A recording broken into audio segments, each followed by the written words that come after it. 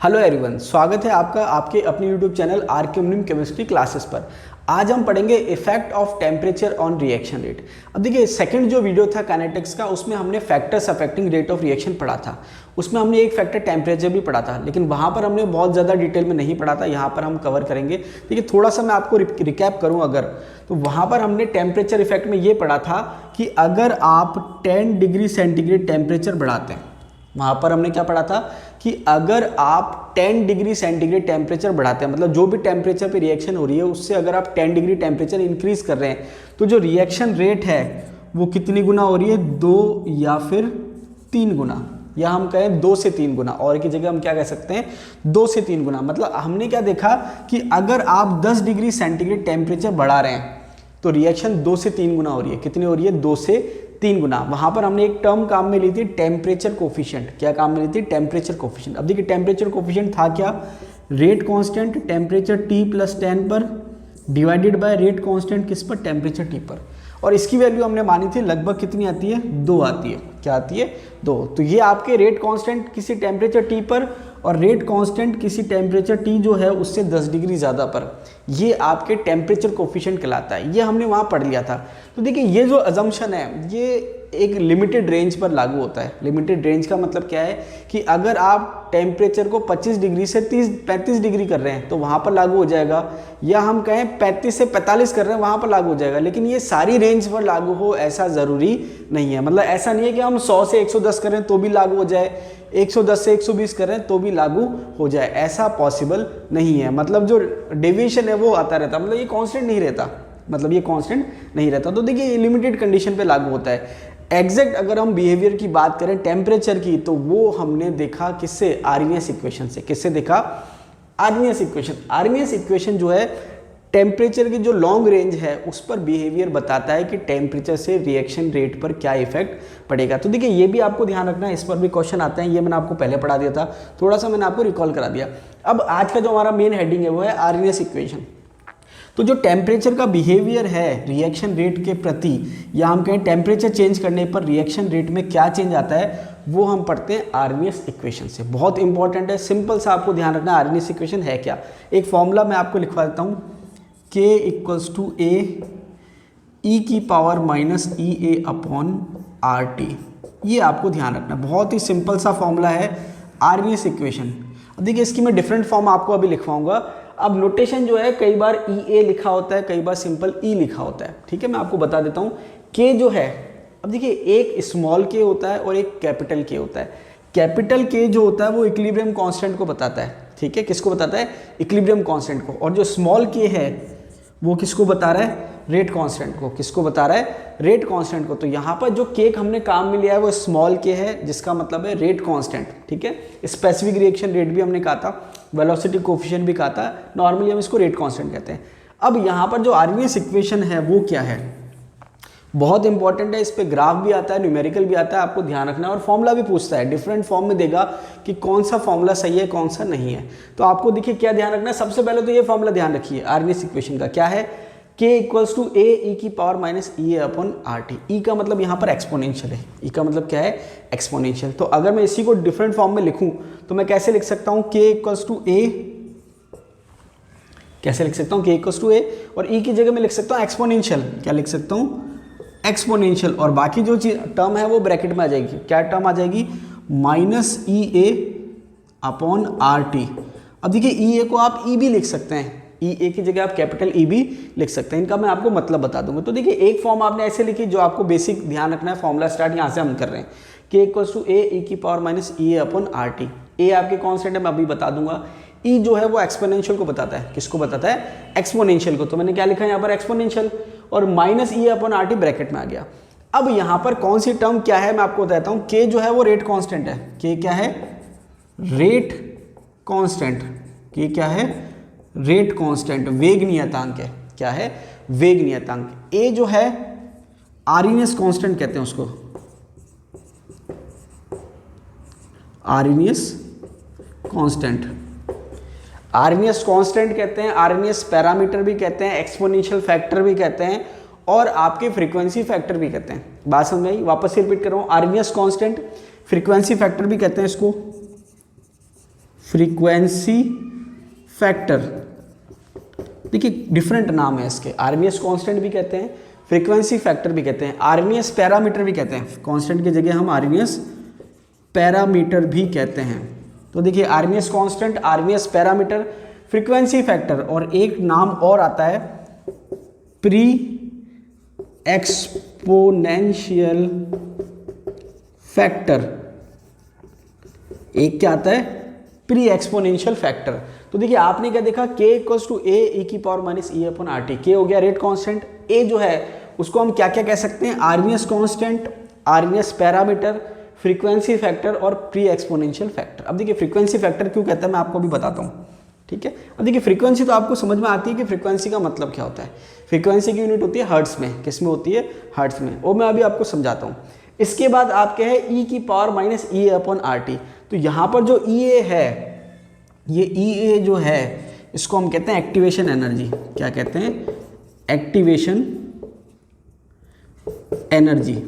Activation energy. अब ये activation energy क्या होती है मैं आपको थोड़ा समझा देता हूँ। एक्टिवेशन एनर्जी जिसको हम हिंदी में कहते हैं सक्रियण ऊर्जा, हम क्या कहते हैं इसको हिंदी में?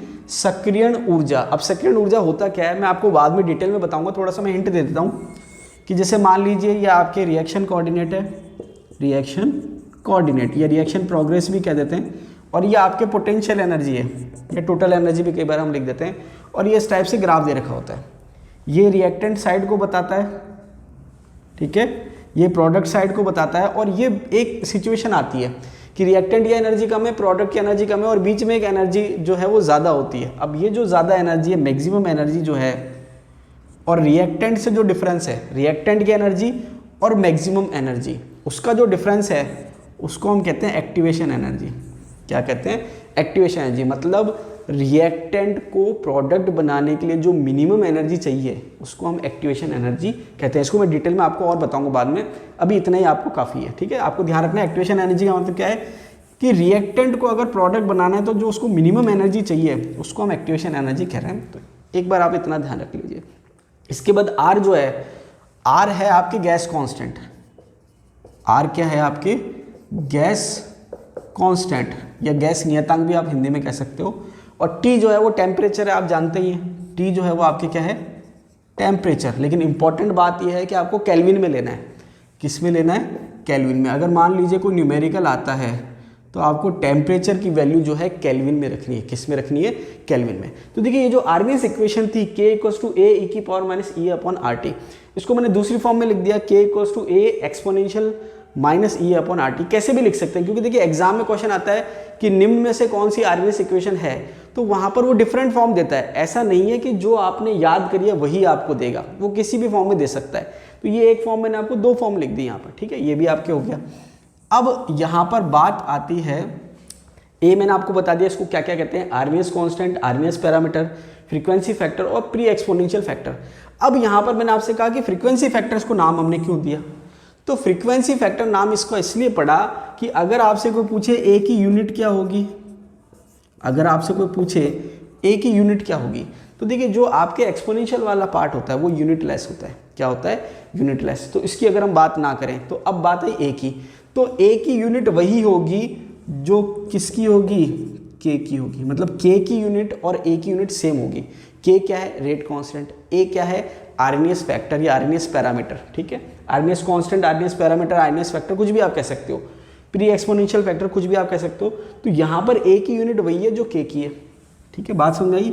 ए और के की यूनिट सेम है, और के की जो यूनिट है वो किस पे डिपेंड करती है? ऑर्डर ऑफ रिएक्शन पे डिपेंड करती है। मैंने आपको आरपीएससी के जो क्वेश्चन सॉल्व करवाए थे उसमें मैंने आपको एक क्वेश्चन बताया था जिसमें वो क्या करता है, वो कहता है रेट कांस्टेंट की वैल्यू ये है और यूनिट ये है, बताओ ऑर्डर ऑफ रिएक्शन क्या होगा। तो वहाँ पर आपको रेट कांस्टेंट की ऑर्डर के अकॉर्डिंग यूनिट पता होनी चाहिए। अब यहाँ पर अगर मैं बात करूँ फर्स्ट ऑर्डर की, किसकी बात करूँ? फर्स्ट ऑर्डर की। तो फर्स्ट ऑर्डर के लिए जो के की यूनिट होती है वो होती है सेकेंड इनवर्स। क्या होती है? Second inverse. तो यहाँ पर फर्स्ट ऑर्डर के लिए ए की यूनिट भी क्या हो जाएगी? Second inverse. और सेकेंड इनवर्स को एक बार कहें तो हम हर्ट्ज भी कहते हैं। यहाँ पर नहीं कह रहे, लेकिन नॉर्मली अगर हम फ्रीक्वेंसी की बात करें तो हर्ट्ज भी कहते हैं। तो क्योंकि फ्रीक्वेंसी की यूनिट भी सेकेंड इनवर्स होती है जिसको हम हर्ट्ज कहते हैं, और यहाँ पर भी फर्स्ट ऑर्डर के लिए सेकंड इन्वर्स है, इसलिए हमने इसको फ्रीक्वेंसी फैक्टर भी नाम दे दिया है। ठीक है, बहुत ज़्यादा आपको परेशान होने की जरूरत नहीं है। अब आपको क्या ध्यान रखना है कि ए की यूनिट वही है जो किसकी यूनिट है, के की, मतलब किस पे डिपेंड कर रही है, ऑर्डर ऑफ रिएक्शन पे। क्लियर। अब यहाँ पर बच गया EA/RT। EA क्या है, एक्टिवेशन एनर्जी। EA क्या है, एक्टिवेशन एनर्जी, इंपॉर्टेंट है। अभी हम इसको और सॉल्व करते हैं। मैंने आपको बता दिया एक्टिवेशन एनर्जी का मतलब क्या है, minimum energy required to change the reactant into product. मतलब रिएक्टेंट को प्रोडक्ट बनाने के लिए जो मिनिमम एनर्जी चाहिए, कम से कम ऊर्जा चाहिए, उसको हम कहते हैं एक्टिवेशन एनर्जी या सक्रियण ऊर्जा। इसके अलावा क्या हो गया, डिवाइडेड बाय R/T। R हो गया गैस कॉन्स्टेंट, T हो गया टेम्परेचर। अब यहाँ पर इसके डिफरेंट फॉर्म हम और क्या लिख सकते हैं, ये मैंने आपको सब समझा दिया कि इसका मतलब क्या है। अब देखिए के की अलग अलग ऑर्डर के लिए यूनिट क्या है, ये मैं आपको कई बार बता चुका हूँ, आप पुराने वीडियो देखना, आपको उसमें मिल जाएगा। ठीक है, न्यूमेरिकल भी मैंने आपको सॉल्व करवाए। अब देखिए आगे अगर इसको हम डिफरेंट फॉर्म में लिखें तो कैसे लिख सकते हैं, तो देखिए आगे मैं क्या करता हूँ, दोनों साइड नेचुरल लॉग ले लेता हूँ। क्या करता हूँ, दोनों साइड जो है वो नेचुरल लॉग ले लेता हूँ। अब देखिए इसका जो सॉल्यूशन का पैटर्न है ये मैंने आपको पहले करवाया था और कहा था आगे काम आएगा। ठीक है, अगर आपने वहाँ नहीं सीखा तो यहाँ पर हम देखते हैं।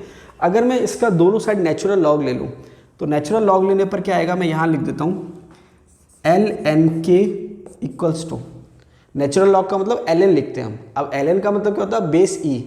नेचुरल लॉग देखिए, नेचुरल लॉग का मतलब LN होता है जिसका बेस E होता है, और नॉर्मल जो हम लॉग लिखते हैं LOG उसका बेस होता है 10। ठीक है, तो यहाँ पर रिलेशन क्या है, LN बराबर 2.303 लॉग बेस 10। तो अगर आपको नेचुरल लॉग को कन्वर्ट करना है लॉग में तो आप क्या करोगे, 2.303 से मल्टीप्लाई कर दोगे। ठीक है, तो यहाँ पर मैंने क्या करा, नेचुरल लॉग ले लिया दोनों साइड, तो एक साइड आ गया LN के और एक साइड आ गया LNA e की power minus EA/RT।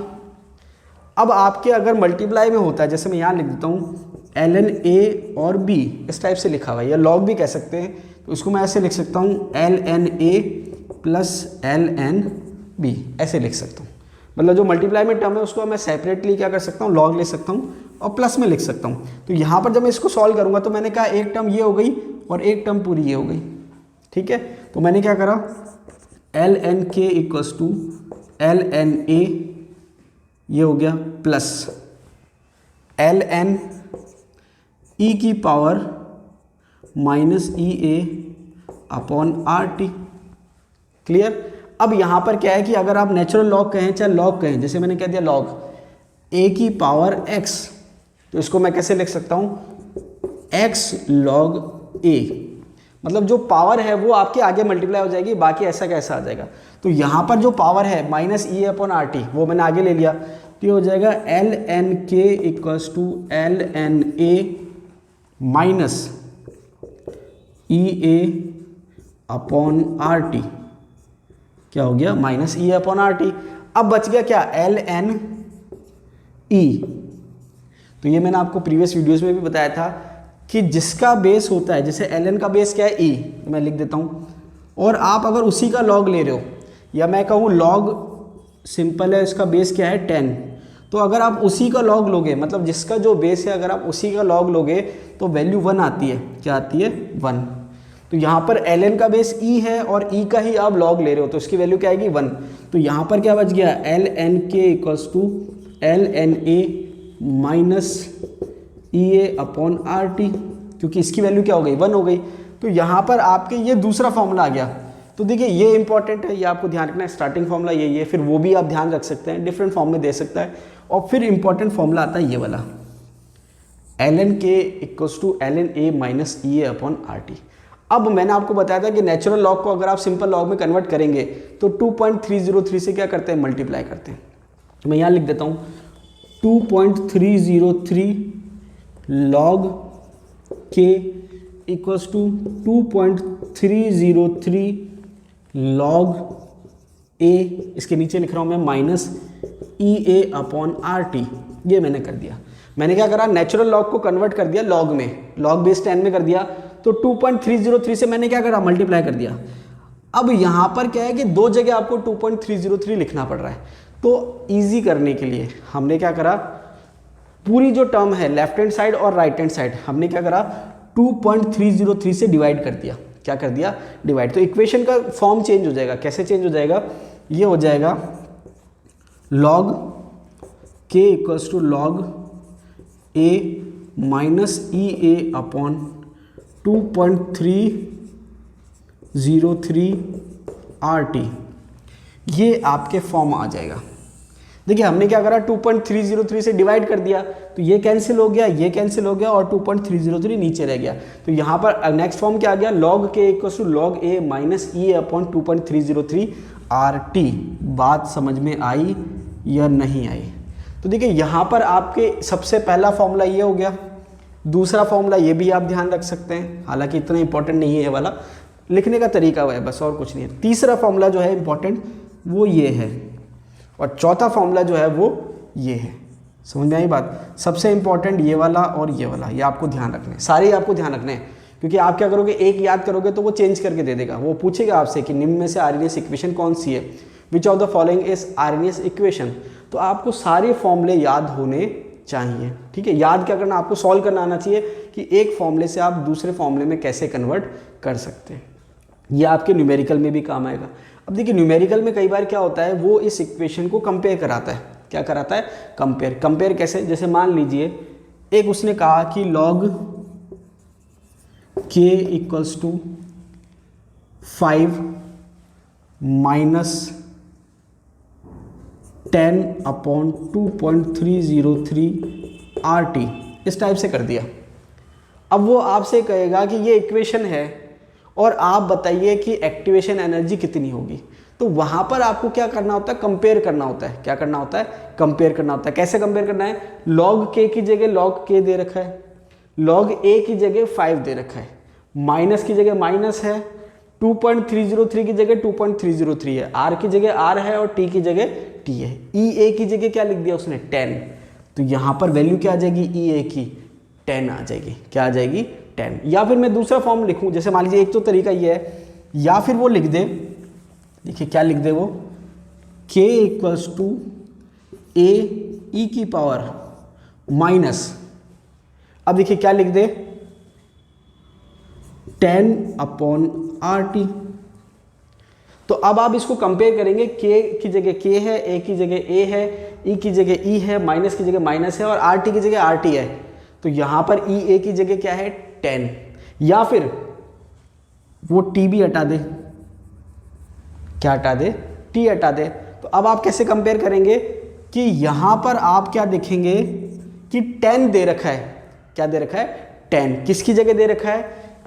E A upon T की जगह दे रखा है 10। तो ई ए क्या हो जाएगा?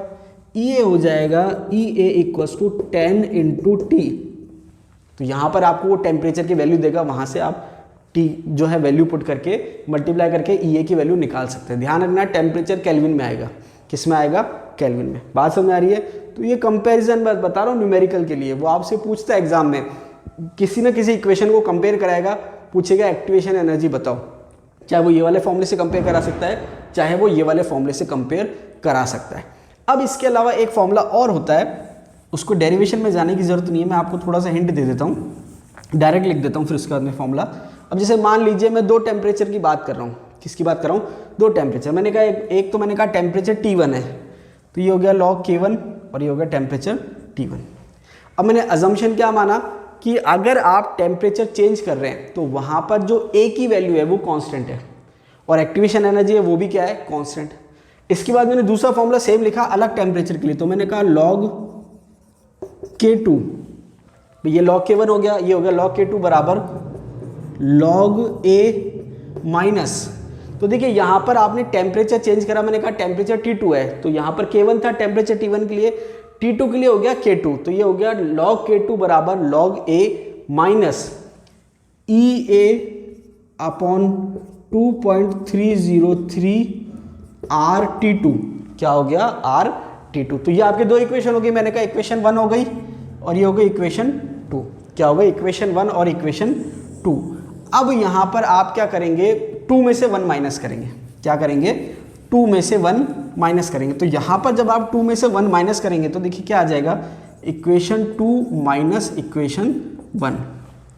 तो यहाँ पर जो चीज़ कॉमन है वो क्या हो जाएगी? कैंसिल आउट हो जाएगी। वो क्या हो जाएगी?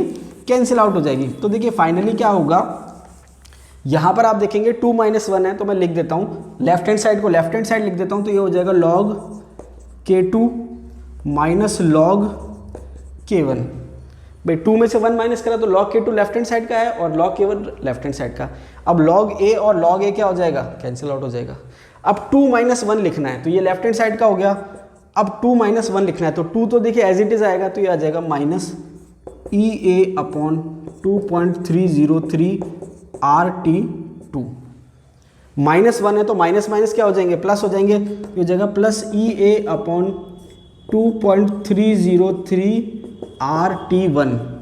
तो आपने देखा T2 वाली यूनिट तो क्या आ गई माइनस में, और T1 क्या आ गया प्लस में, और ये आपके माइनस में लॉग है, तो इसको आप कैसे लिख सकते हैं, यहाँ पर लिख देता हूँ मैं आगे, तो ये हो जाएगा log k2/k1। क्या लिखा मैंने, log k2/k1। तो देखिए दो आपके माइनस में log a - b है, तो log a/b लिख सकते हैं। तो ये आपने लिखा log k2/k1। अब यहाँ पर क्या बचा, EA/2.303 R। ये आपने क्या करा, कॉमन ले लिया, EA/2.303 R कॉमन ले लिया। अब क्या बचा ब्रैकेट में आपके, ये माइनस में है और ये प्लस में है, तो मैं पहले प्लस वाला लिख देता हूँ, तो ये हो जाएगा 1/T1 माइनस 1/T2। तो ये भी आपके एक इंपॉर्टेंट फॉर्मूला है, इस पर भी न्यूमेरिकल पूछे जा सकते हैं, लेकिन थोड़े क्योंकि टिपिकल हो जाते हैं इसलिए आरपीएससी नॉर्मली नहीं पूछती है। लेकिन आरपीएससी ने जो है लेवल बढ़ा दिया है, तो नो डाउट वो क्वेश्चन पूछ सकती है, कोई बड़ी बात नहीं है। तो यहाँ पर क्या हो जाएगा, log k2/k1 = EA/2.303 R 1/T1 - T2। अब 1/T1 - T2 जो है उसको आप और क्या लिख सकते हैं, log k2/k1 = EA/2.303 R। अब ये 1/T1 - T2 को आप क्या लिख सकते हैं, T1 T2/T2 - T1, ये आप लिख सकते हैं। ठीक है, यहाँ पर आप लिख सकते हैं, सॉरी उल्टा लिख दिया मैंने, ये हो जाएगा आपके T2 - T1/T1 T2, ये आप लिख सकते हैं। कॉमन ले लिया आपने T1 T2, तो T2 - T1 आ गया। तो ये भी एक फॉर्मूला लिखने का तरीका है। तो देखिए जितने भी आपके फॉर्मूले थे आरवीएस इक्वेशन से रिलेटेड, वो मैंने आपको सारे लिखवा दिए। यहाँ पर क्या है कि देखिए वहाँ पर आपने k2/k1 को आपने किस फॉर्म में लिखा था, जो था आपने KT+10 / KT, इस टाइप से आपने टेम्परेचर कोफिशिएंट कहा था, उसी को हमने यहाँ पर किस फॉर्म में लिया, लॉग के फॉर्म में। तो यहाँ पर क्या है, log k2/k1 है। वहाँ पर एक सिंपल सा रिलेशन था कि 10 डिग्री टेम्परेचर बढ़ाने पर जो रिएक्शन है वो 2 गुना हो जाएगी या 3 गुना हो जाएगी, लेकिन वो लंबी रेंज के लिए सक्सेसफुल नहीं था और लिमिटेड रिएक्शन के लिए था। मैक्सिमम केस में ये वाला रिलेशन फॉलो होता है, आर्नियस इक्वेशन वाला रिलेशन फॉलो होता है। और वहाँ पर लास्ट फॉर्मूला क्या आ रहा है, log k2/k1 = EA/2.303 R 1/T1 - T2। EA आपकी एक्टिवेशन एनर्जी है।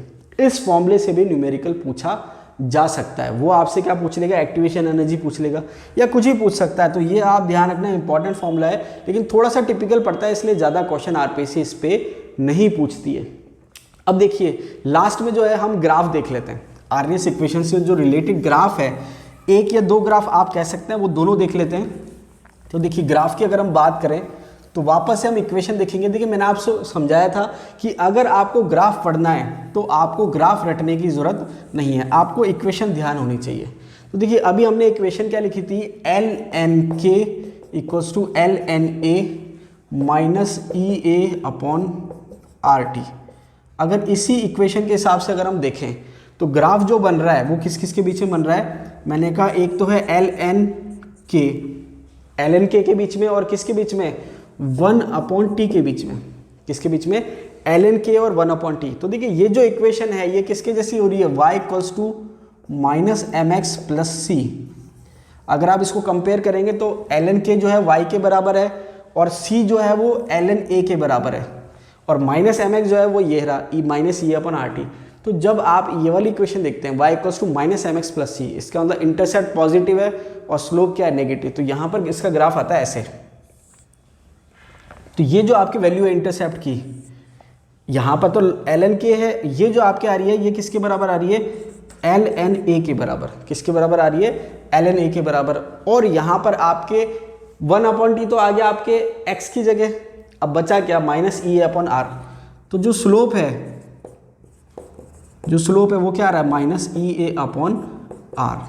तो ये आपके ग्राफ दे रखा है, क्या दे रखा है ग्राफ की। अगर आपसे वो आरएमएस इक्वेशन के ग्राफ से रिलेटेड क्वेश्चन पूछ ले तो क्या पूछेगा, ये ग्राफ पूछ सकता है एल एन के बराबर L N A minus E A upon R T.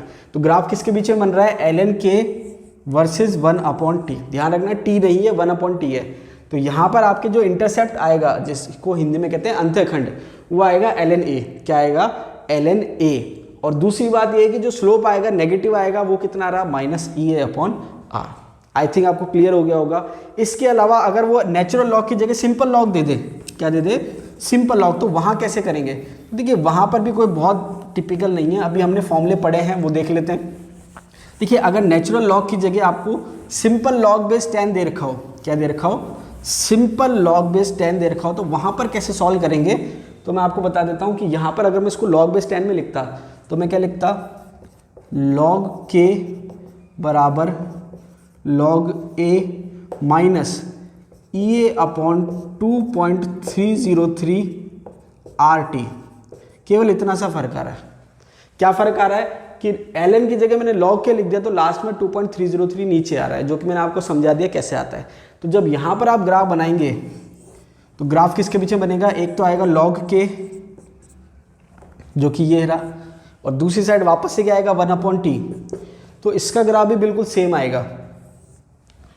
अब यहाँ पर चेंज क्या हो गई चीज़ कि ये जो इंटरसेप्ट है जिसको आप अंतःखंड कह रहे हैं वो क्या है लॉग ए है, वो क्या है लॉग ए, जबकि यहाँ पर हमने एल एन की बात करी थी। ठीक है, एल एन जो है नेचुरल लॉग कहते हैं और ये आपके लॉग है जिसको आप लॉग बेस 10 भी कहते हैं। तो ये आपके इंटरसेप्ट आ गया लॉग ए जो कि पॉजिटिव है, y equals to minus m x plus c है।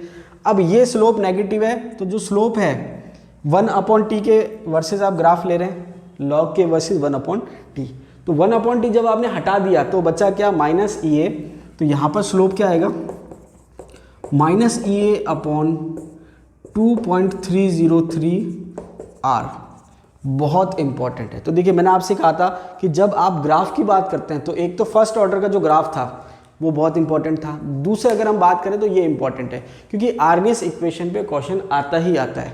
बहुत सिंपल है, वो या तो सिंपल सा फॉर्मूला पूछ लेगा कि आरएमएस इक्वेशन का फॉर्मूला क्या होगा। तो जितने तरीके से आप फॉर्मूले को लिख सकते हो वो मैंने सारे पैटर्न बता दिए कि आरएमएस इक्वेशन को आप कितनी तरीके से लिख सकते हैं। और आरएमएस इक्वेशन में जो जो टर्म काम में आ रही है वो मैंने आपको एक्सप्लेन कर दी कि ए का मतलब क्या है, आरएमएस पैरामीटर है, आरएमएस फैक्टर है, प्री एक्सपोनेंशियल फैक्टर कह सकते हैं उसको, के जो है वो रेट कांस्टेंट है, आर गैस कांस्टेंट है, टी है टेम्परेचर इन केल्विन, और ई ए जो है वो है एक्टिवेशन एनर्जी। एक्टिवेशन में मैंने एनर्जी आपको समझा दिया। इसके अलावा जो आपके ग्राफ है वो ये दो ग्राफ हैं आपके। अब वो क्या कहेगा, अब देखिए एग्जाम में ज़रूरी नहीं है कि ग्राफ बना हुआ आए या वो आपसे ग्राफ बनवा रहा है, वो लैंग्वेज फॉर्म में पूछ लेगा। कैसे पूछेगा बता देता हूँ आपको। वो कहेगा L N K versus 1 upon T का ग्राफ है, L N K versus 1 upon T का ग्राफ है, इंटरसेप्ट क्या होगा, स्लोप क्या होगा। तो अब उसने ना तो ग्राफ आपको बनवाया ना आपको ग्राफ दिया, केवल लैंग्वेज दी है। क्या दिए कि L N K versus 1 upon T का ग्राफ है। तो अब आपको पता होना चाहिए कि इसका ग्राफ कैसा आता है। और फिर पूछा इंटरसेप्ट क्या होगा, स्लोप क्या होगा। तो इंटरसेप्ट क्या होगा एल एन ए और स्लोप क्या होगा माइनस ई अपॉन आर। ऐसे लैंग्वेज देता है वो। या फिर इसी की अगर हम बात करें वो क्या लैंग्वेज देगा कि लॉग के वर्सेज 1 अपॉन टी का ग्राफ है, इंटरसेप्ट क्या होगा और स्लोप क्या होगा। तो देखिए इंटरसेप्ट क्या हो जाएगा लॉग ए, स्लोप क्या हो जाएगा माइनस ई अपॉन 2.303 आर। बात समझ में आई। यहाँ पर वो न्यूमेरिकल भी पूछना चाहे तो पूछ सकता है। कैसे कि लॉग के और 1 अपॉन टी का जो ग्राफ आया उसका स्लोप की वैल्यू मान लीजिए कुछ भी दे दी। जैसे मान लीजिए मैंने कहा कह दिया उसने माइनस एक्स, उसने स्लोप की वैल्यू क्या दी थी माइनस एक्स, मतलब कुछ भी वैल्यू दे सकता है 10 20 15 जो भी वैल्यू देना चाहे दे सकता है। मैंने माइनस एक्स ले ली। अब वो पूछेगा एक्टिवेशन एनर्जी क्या होगी।